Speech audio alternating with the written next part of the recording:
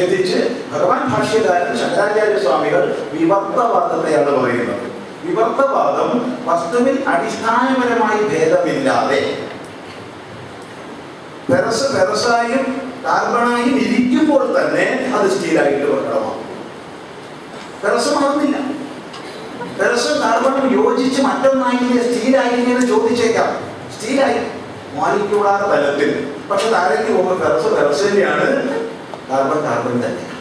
സ്വയം പരിണമിക്കാതെ മറ്റൊന്നായി പ്രകടമാകുന്നതിനാണ് വേദാന്ത ശാസ്ത്രത്തിൽ ശങ്കരാചാര്യ സ്വാമികൾ നമ്മളെ പഠിപ്പിച്ച ഭാഷ സ്വീകരിച്ചാൽ വിവർത്തം എന്ന് പറയുന്നത്. ഈ പ്രപഞ്ചത്തെ വിവർത്തമായിട്ടാണ് സ്വീകരിച്ചത്, അല്ലാതെ പരിണാമമായിട്ടല്ല. ബ്രഹ്മം പരിണമിക്കില്ല, പരിണമിക്കുന്നതൊട്ട് ബ്രഹ്മവുമല്ല. കാരണം എന്ത് പരിണമിക്കുന്നോ അത് നശിക്കുന്നതാണ്. നശിക്കുന്നത് ആത്യന്തിക സത്തയല്ല, അതിന് വ്യാവഹാരിക തലം മാത്രമേ ഉള്ളൂ. വ്യാവഹാരിക തലത്തിൽ ഈ പ്രപഞ്ചം ഉണ്ടാവുകയും വളരുകയും തളരുകയും നശിക്കുകയും ഒക്കെ ചെയ്യും, എല്ലാം ചെയ്യും. അതെല്ലാം വ്യാവഹാരിക തലത്തിൽ. പക്ഷെ പാരമാർത്ഥികമായി സത്യത്തിന് ഭേദമില്ല. ഈ അഭേദമായ സത്യത്തെയാണ് പരമാർത്ഥമായ അദ്വൈതം എന്ന് പറയുന്നത്. ശ്രദ്ധിക്കുക, പരമാർത്ഥമായ അദ്വൈതം എന്ന് ഈ അഭേദമായ സത്യത്തെയാണ് ശാസ്ത്രത്തിൽ വ്യവഹരിച്ചിട്ടുള്ളത്. ഈ അദ്വൈത സാക്ഷാത്കാരം എന്ന് പറയുമ്പോൾ ഇതിൽ നിന്ന് ഭിന്നമായ, അല്ലെങ്കിൽ പ്രപഞ്ചത്തിൽ നിന്ന് ഭിന്നമായ, ഈശ്വരനിൽ നിന്ന് ഭിന്നമായ എന്തെങ്കിലും ഇതിനെ അറിയാം. അതുകൊണ്ട് തന്നെ അതിനെ ഗൗഡിശാസ്ത്രം, പക്ഷിശാസ്ത്രം തുടങ്ങി പറയപ്പെടുന്നവയുമായി തുലനം ചെയ്യുക എന്നുള്ളത് കേവലം ബാലിശവും മറുപടി അർഹിക്കാത്തതും ശങ്കര വേദാന്തത്തിന്റെ ബാലപാഠം പഠിക്കാത്തത് കൊണ്ട് മാത്രം ഉണ്ടാകും. പുറമല്ല. അല്ലാതെ ഗൗഡിശാസ്ത്രം പോലെയോ പക്ഷിശാസ്ത്രം പോലെയോ ശങ്കര വേദാന്തത്തെ പറയാൻ പറ്റില്ല. കാരണം ഇവിടെ അനുഭൂതി തലത്തിലേക്ക് ഉയർന്നൊരു മഹാൻ ജാഗ്രതയിലേക്ക് വരുമ്പോഴത്തേക്ക് അനുഭൂതിക്ക് വിച്ഛിത്തി ഉണ്ടാകുന്നില്ല. കാരണം ജ്ഞാനി ജാഗ്രതയിലായിരിക്കുന്നത്, അല്ലാണ്ട് ഏതോ ഒരവസ്ഥയിലല്ല. ജാഗ്രതയിൽ ഇരുന്നിട്ടാണ് ശാസ്ത്ര വ്യവഹാരം ചെയ്യുന്നത്. ജാഗ്രതയിൽ ഇരുന്നിട്ടാണ് പ്രപഞ്ച ദ്വന്ദ്വത്താൽ ബാധിക്കപ്പെടാത്ത പരമാനന്ദത്തിൽ കഴിയുന്നത്, അല്ലാതെ മറ്റൊരവസ്ഥയിലല്ല. ഇനി തുരീയം എന്നുള്ള അവസ്ഥയുമാണ്. അവസ്ഥ മൂന്നേ ഉള്ളൂ: ജാഗ്രത, സ്വപ്നം, സുഷുപ്തി. നാലാമതൊരവസ്ഥ പറയപ്പെട്ടിട്ടില്ല. മൂന്നിനുപരിയുള്ളത് എന്ന അർത്ഥത്തിൽ തുരീയം എന്ന് പറയുന്നു. ഈ വിഷയം വ്യക്തമായി ഭഗവാൻ ഭാഷ്യകാരൻ സ്വയമാത്മാ ചതുഷ്പാദ് എന്നുള്ള മാണ്ഡൂക്യ ഉപനിഷത്തിന്റെ ഭാഷ്യത്തിൽ കിം ഗവാമിവ ന കാർഷാവണവത് എന്ന് പറഞ്ഞിട്ടുണ്ട്. ഈ നാല് പാദം എന്നുള്ളത് പശുക്കൾക്ക് നാല് കാലുള്ളത് പോലെ ബ്രഹ്മത്തിന് നാല് കാലുകളാണോ നിങ്ങൾ പറയുന്നത്? അല്ല, കാർഷാവണവത്. എന്താണ് കാർഷാവണവത് എന്ന് പറഞ്ഞാൽ അർത്ഥം? കാർഷാവണം പോലെയാണ്. കാർഷാവണം 4 രൂപ. 4 രൂപയുടെ വില എന്താ? അത് പറയാൻ പറ്റും. 25 പൈസ എന്ന് പറഞ്ഞേക്കരുത്. 25 പൈസ എന്നുള്ളത് സ്വതന്ത്ര മൂല്യമുള്ളതാണ്. പൈസ എന്ന സ്വതന്ത്ര മൂല്യമുള്ള കറൻസിയുടെ ഇൻറ്റു 25 25 പൈസ. അതല്ല 4 രൂപ. 4 രൂപയ്ക്ക് സ്വതന്ത്ര വിലയില്ല, മൂല്യമില്ല. അതിന് 1 രൂപയുടെ കാലംശം എന്നേ വിലയുള്ളൂ. അടുത്തതായി അതിന് 1 കാലം കൂടി ചേർത്തപ്പോൾ 1/2 രൂപയായി. 1/2 രൂപ 50 പൈസ എട്ടണയോ അല്ല. എട്ടണം എന്ന് പറഞ്ഞാൽ 50 പൈസ എന്ന് പറഞ്ഞാൽ സ്വതന്ത്ര മൂല്യമുണ്ട്. പക്ഷെ 1/2 രൂപ എന്ന് പറഞ്ഞാൽ സ്വതന്ത്ര മൂല്യമില്ല. ഉറുപ്പികയുടെ 1/2 ഭാഗമേ അർത്ഥമുള്ളൂ. ഒന്നും കൂടി കൂട്ടിച്ചേർത്തു, ഇപ്പൊ 3/4 രൂപ. ഒന്നും കൂടി കൂട്ടിച്ചേർത്തപ്പോഴോ 1 പൂർണ്ണമായി. ഇപ്പൊ ജാഗ്രത, സ്വപ്നം, സുഷുപ്തി എന്നിവ പാദങ്ങളും പൂർണ്ണം തുരീയവുമാണ്. അതുകൊണ്ട് തുരീയന്റെ പാദം എന്ന് പറയരുത്. ഈ വിഷയം വ്യക്തമായി ഭഗവാൻ ഭാഷ്യകാരൻ ഏതൊരു അദ്വൈത ദർശനത്തെ നമുക്ക് അവതരിപ്പിച്ചു തന്നുവോ അല്ലെങ്കിൽ വ്യാഖ്യാനിച്ചു പഠിപ്പിച്ചുവോ അതിന്റെ ഏറ്റവും സാരഭൂതങ്ങളായ ആശയങ്ങളെ വെളിവാക്കുന്ന മാണ്ഡൂക്യ ഉപനിഷത്തിലാണ് ഈ വിഷയം സുസ്പഷ്ടമായി പറഞ്ഞിട്ടുള്ളത്. മാണ്ഡൂക്യ ഉപനിഷത്താണ് ഗൗഡപാദാചാര്യര് കാരികയിലൂടെ വ്യാഖ്യാനിച്ച് നമ്മെ പഠിപ്പിച്ചിട്ടുള്ളത്. ശ്രദ്ധിക്കുക, ഇവിടെ വലിയൊരു തെറ്റിദ്ധാരണ നീക്കേണ്ടതുണ്ട്, നീക്കിയേ മതിയാവും. കാരണം ഭഗവാൻ ഭാഷ്യകാരൻ പ്രധാന മല്ലനായിട്ട് സ്വീകരിച്ച് ഏറ്റവും അധികം വിമർശിക്കുന്നത് ഒന്ന് ബൗദ്ധന്മാരെയാണ്. രണ്ട് സാഖ്യന്മാരെയാണ്.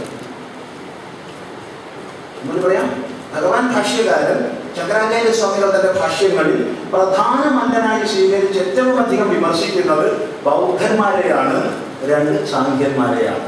എന്നാൽ 10 ഉപനിഷത്തുകളുടെ ഭാഷ്യത്തിലും ബ്രഹ്മസൂത്ര ഭാഷ്യത്തിലും ഭഗവത്ഗീത ഭാഷ്യത്തിലും ഒരിടത്ത് പോലും ശ്രീബുദ്ധനെ നിന്ദിച്ചിട്ടില്ല.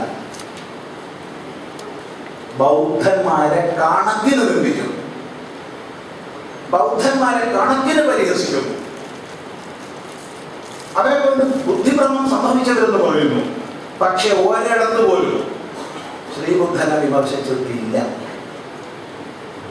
ആർക്കും പഠിക്കാവുന്ന സഹസ്രാബ്ദങ്ങളായി ഗ്രന്ഥങ്ങളിലൂടെ നിലനിൽക്കുന്ന ഊഹാപോഹങ്ങളിലൂടെയല്ല, ഓരോരുത്തരുടെ മാനസിക കൽപ്പനയ്ക്കനുസരിച്ചല്ല.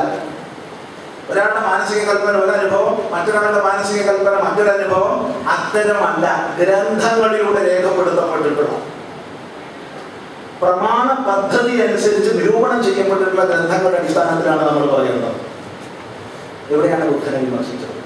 ബൗദ്ധനെ കണക്കിന് വിമർശിക്കുന്നുണ്ട്. എന്തുകൊണ്ടെന്നാൽ ഈ ബുദ്ധം പ്രത്യേകിച്ച് ഒരു മതവുമാണ് അവതരിപ്പിച്ചത്. ബുദ്ധഭഗവാൻ ഒരു മതം അവതരിപ്പിച്ചിട്ടില്ല.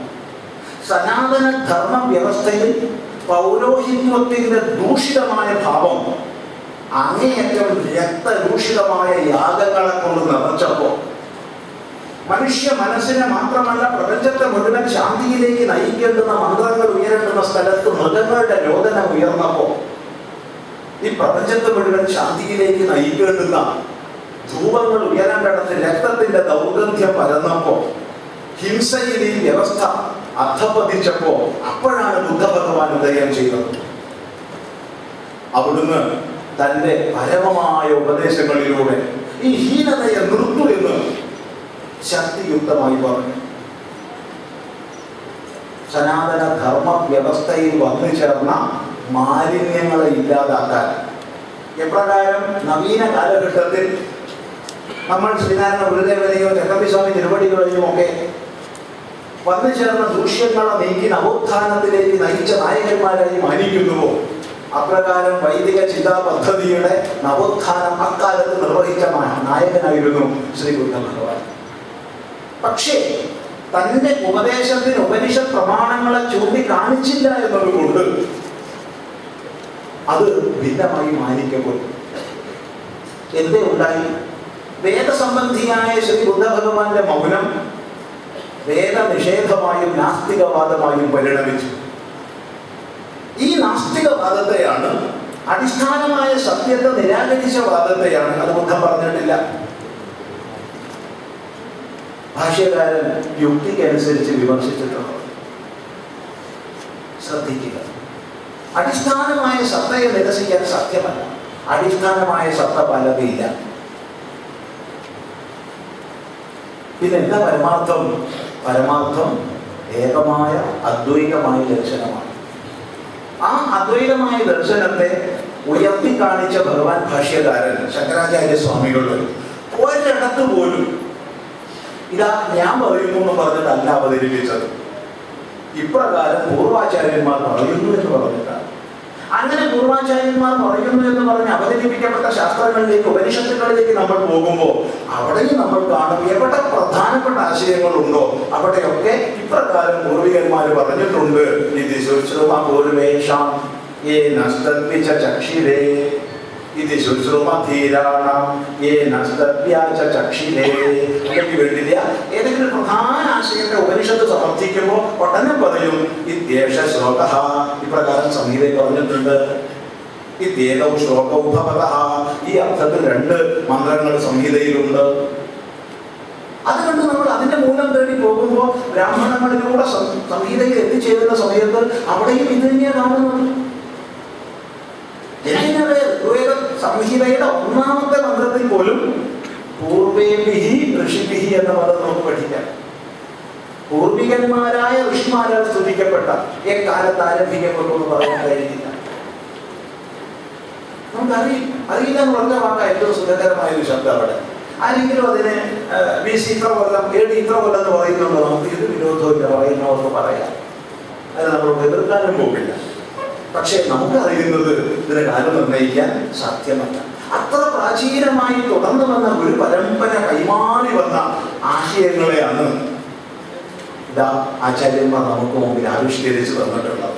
അതുകൊണ്ട് താൻ പറയുന്ന ഓരോ ആശയത്തിനും വേദപ്രമാണത്തെ നിരത്തുന്ന ആ ശ്രുതി പ്രമാണം കൊണ്ട് പോരാ, സാമാന്യ ജനത്തിന് മനസ്സിലാവില്ല എന്നൊരു തോന്നൽ വന്നാൽ ഉടനെ സ്മൃതി പ്രമാണം നിരത്തുന്ന, സ്മൃതി ഏറ്റവും അധികം സ്വീകരിക്കുന്നത് ഭഗവത്ഗീതയെയാണ്.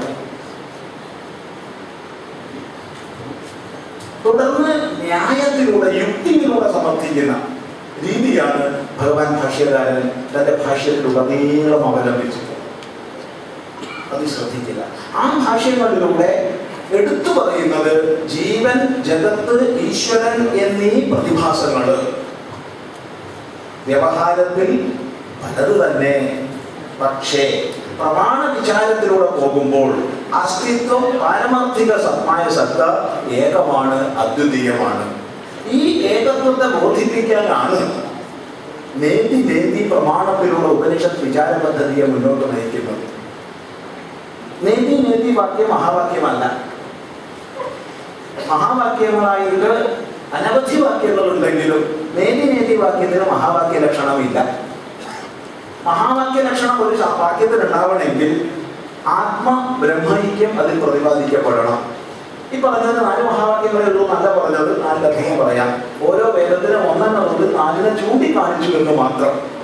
പക്ഷേ മഹാവാക്യം എന്ന് പറയുകയാണെങ്കിൽ അതിനൊരു ലക്ഷണമുണ്ട്. ആ ലക്ഷണം ആത്മബ്രഹ്മൈക്യ പ്രതിപാദകം മാത്രമാണ് മഹാവാക്യം. ആ ലക്ഷണം നേതി നേതി വാക്യത്തിനില്ല. എന്നാൽ നേതി നേതി വാക്യം പരമപ്രമാണമാണ്. അതുകൊണ്ടാണ് ബൃഹദാരണ്യകം പറയുന്നത് നേതി നേതി ഏതസ്മാത് ന പരഃ അസ്തി.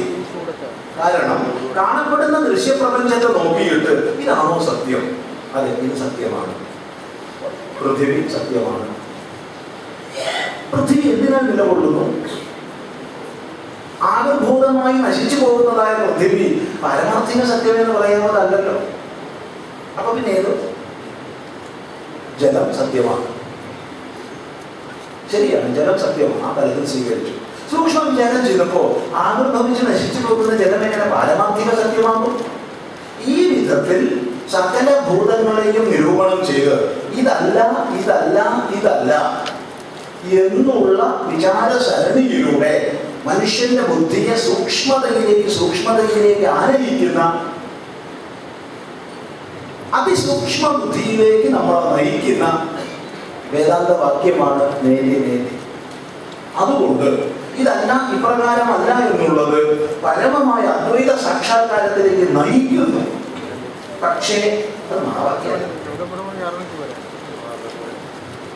അതിലൂടെ നയിക്കപ്പെടുന്നതോ പാരമാർത്ഥികമായ ഏകത്വ ജ്ഞാനത്തിലേക്ക്. ആ ഏകത്വ ജ്ഞാനത്തെയാണ് വേദാന്തത്തിന്റെ സാരഭൂതമായ മഹാവാക്യങ്ങൾ വെളിപ്പെടുത്തുന്നത്.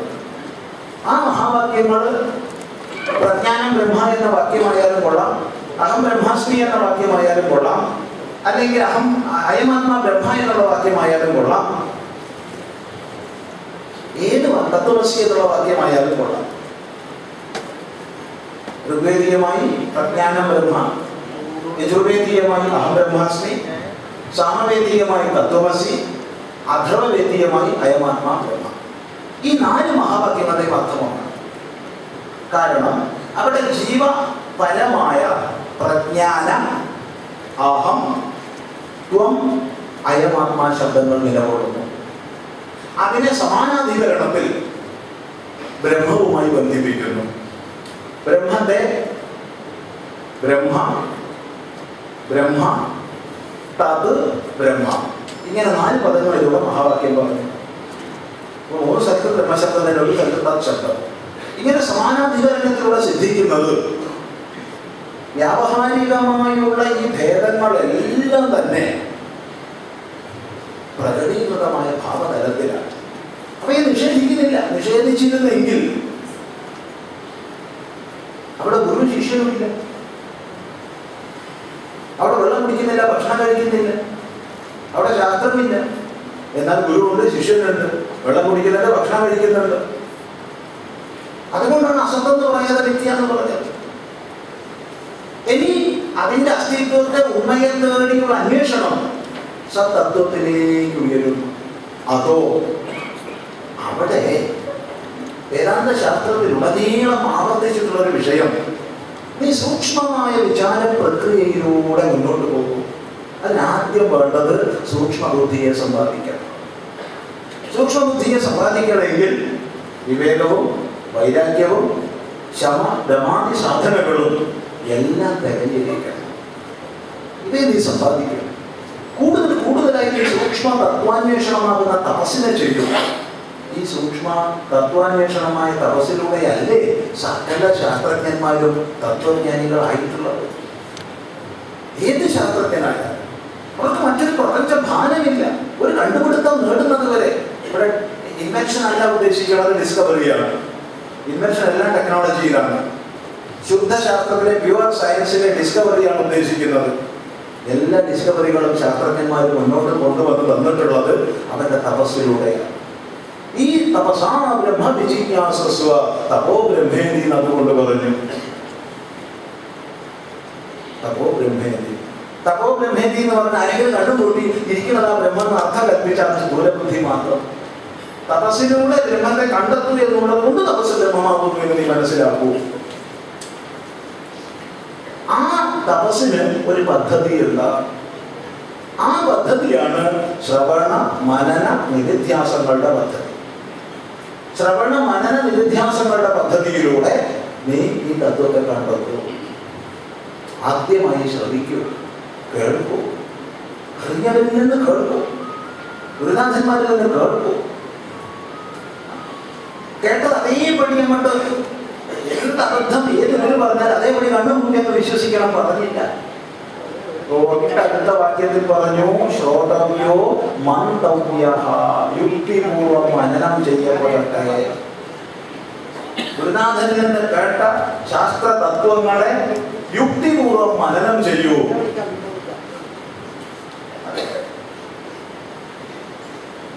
1000 വേദം പറഞ്ഞാലും സൂര്യൻ തണുത്തതെന്ന് സ്വീകരിക്കരുതെന്ന് പറഞ്ഞ ഭാഷ്യകാരനെ ഓർമ്മിക്കുക. 1000 വേദവാക്യങ്ങൾ പറഞ്ഞാലും സൂര്യൻ തണുത്തതെന്ന് സ്വീകരിക്കരുതേ.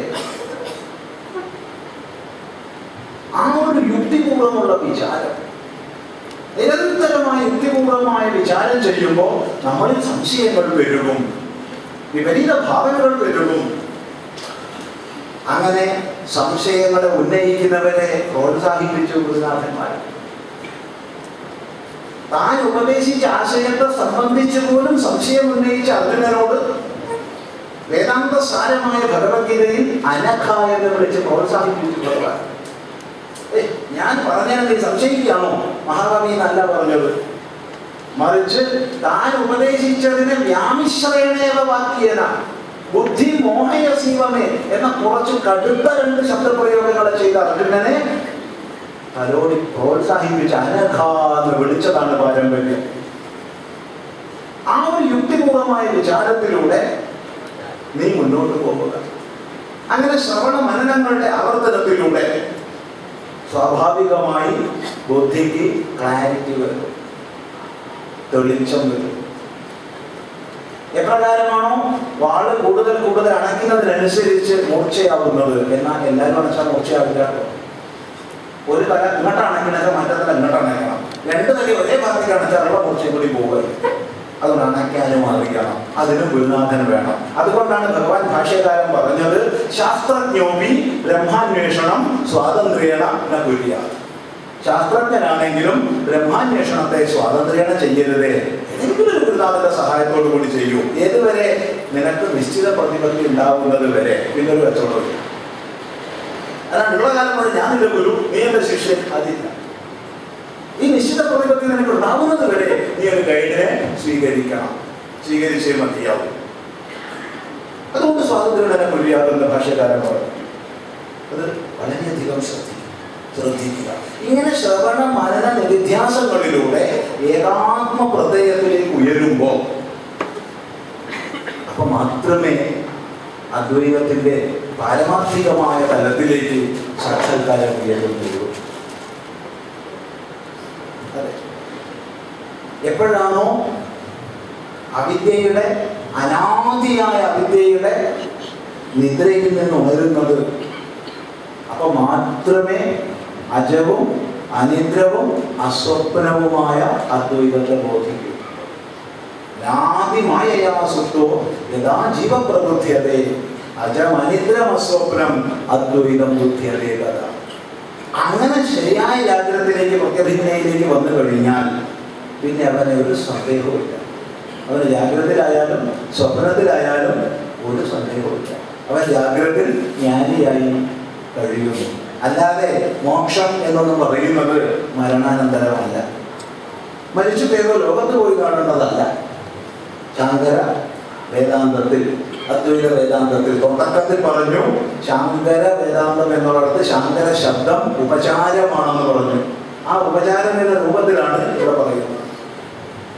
ഈ ജീവിച്ചിരിക്കെ ഈ ലോകത്തിൽ സർവ്വദ്വന്ദ്വാതീതനായി കഴിയുന്ന ഒരു മഹാന്റെ അവസ്ഥാവിശേഷമാണ് ആ മോക്ഷം എന്നുള്ളത്.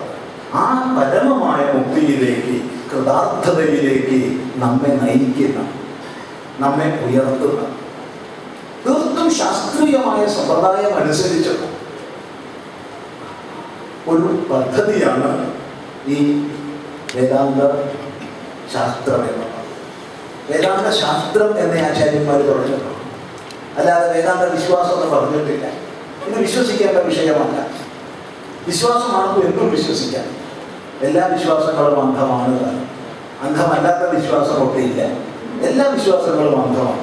നമ്മൾ ഈ ഹോളിൽ ഇരിക്കുന്നത് അന്ധവിശ്വാസം കൊണ്ടാണ്. നമ്മൾ ടെക്നോളജിയെ അന്ധമായി വിശ്വസിക്കുന്ന എഞ്ചിനീയറിംഗിനെ ഇത്രയും ആയിരക്കണക്കിന് ടണ്ണ് വെയിറ്റ് ഡിസ്ട്രിബ്യൂഷൻ ശാസ്ത്രീയമായ ഒരു ടെക്നോളജി അനുസരിച്ച് വിഭജിച്ചിരിക്കുന്നുണ്ട്. അതുകൊണ്ട് അപകടമൊന്നുമില്ല, അവിടെ ഇരിക്കാമെന്ന് അന്ധമായി വിശ്വസിക്കുക. ഒരു ബസ്സിലോ ട്രെയിനിലോ ഫ്ലൈറ്റിലോ കയറുന്നതിന് മുമ്പ് നമ്മൾ ആരും പൈലറ്റിനോട്, ലോക്കോ പൈലറ്റിനോട്, ഡ്രൈവറോട് നിങ്ങൾ ക്വാളിഫൈഡ് ആണെന്ന് ചോദിക്കാറില്ല. നമ്മൾ അന്ധമായി വിശ്വസിക്കുന്ന ഈ പ്രപഞ്ചത്തിലെ വ്യവസ്ഥയെ ശ്രദ്ധിക്കുക. ഇത് വേദാന്ത വിശ്വാസമല്ല, അത് വിജ്ഞാനമാണ്.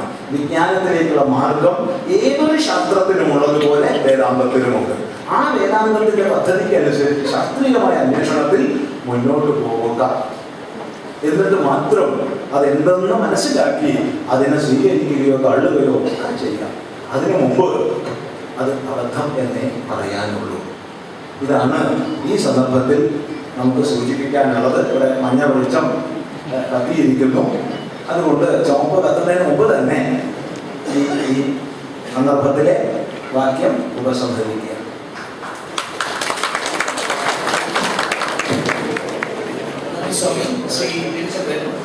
നമ്മൾ ഈ സംവാദത്തിന്റെ ക്ലൈമാക്സിലേക്ക് അടുക്കുകയാണ്.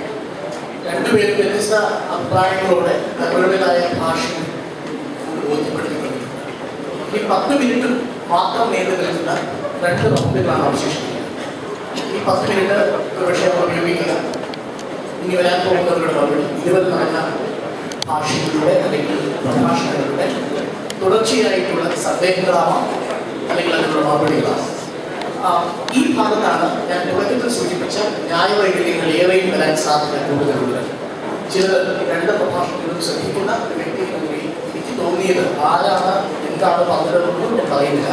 ചില ന്യായവൈകല്യങ്ങൾ ഈ 2 പേരുടെയും പ്രഭാഷണങ്ങളുടെ ഒടുവിൽ ബോധ്യപ്പെട്ടിട്ടുണ്ട് എന്ന് നിങ്ങൾ ചിന്തിക്കുന്നു പറയും. അതിൽ ചിലത് അഡ്ഹോമിനം എന്നൊക്കെ പറയുന്ന സംഭവമാണ്. തുടർന്നുള്ള ഭാഗങ്ങളിൽ അത് ഉണ്ടാവുന്നത് എന്ന് ഞാൻ ആഗ്രഹിക്കുന്നു.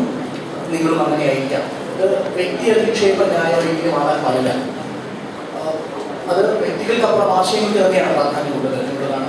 2 സർക്കംസ്റ്റൻഷ്യൽ, 3 എറ്റിമോളജിക്കൽ വാക്ക് പദം, അത് മാത്രം അതിന് ഇക്വിവോക്കേഷൻ എന്ന് പറയും. സമാന പദ ന്യായ വൈകല്യവും ഉണ്ടാകാൻ പാടില്ല. അത് ആരുടേതാണ് എന്ന് ഞാൻ ഇപ്പോൾ പറയുന്നില്ല.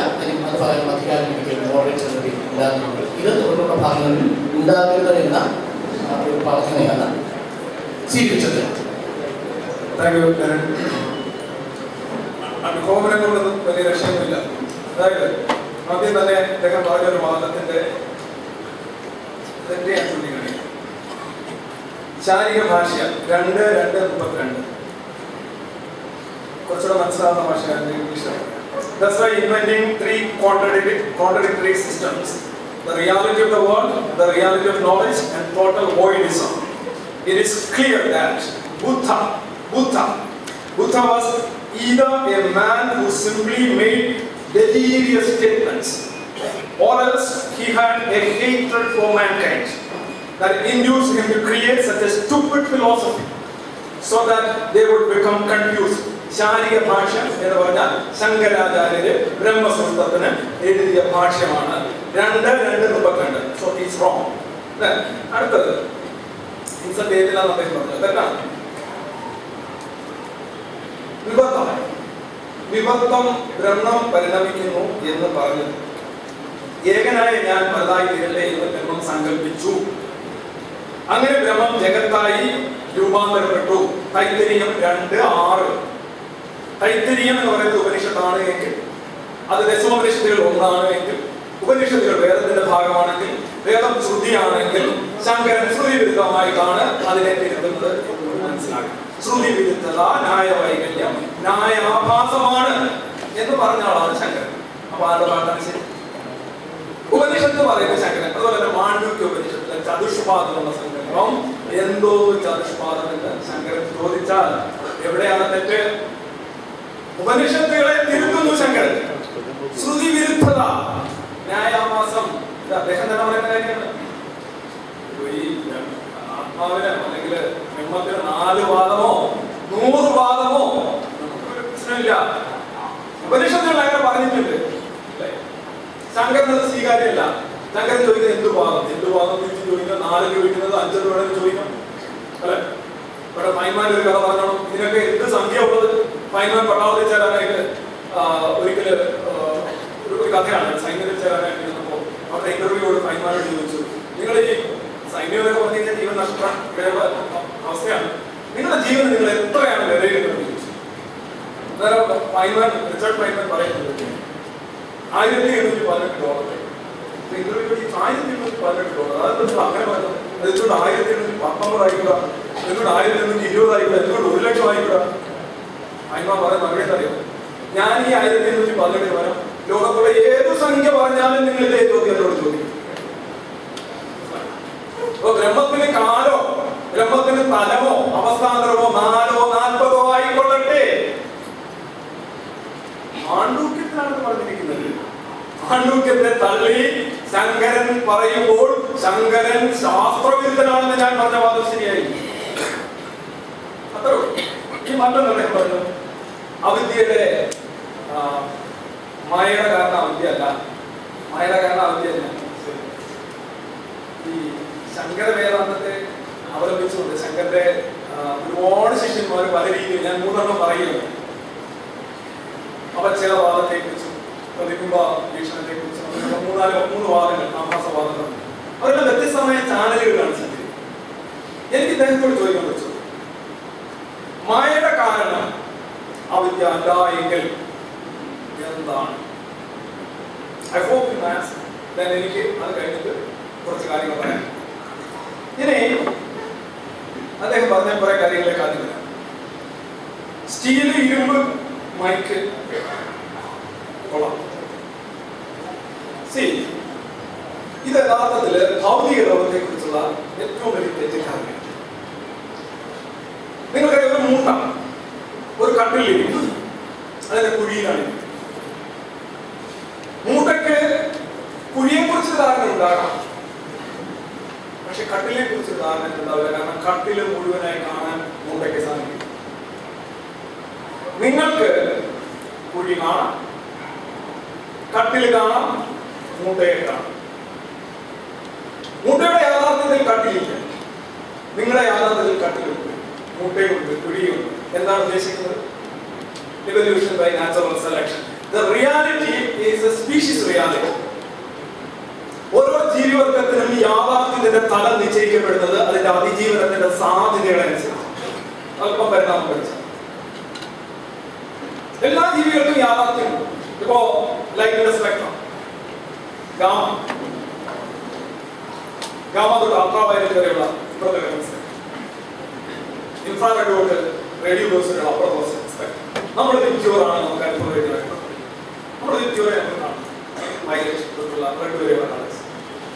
പക്ഷേ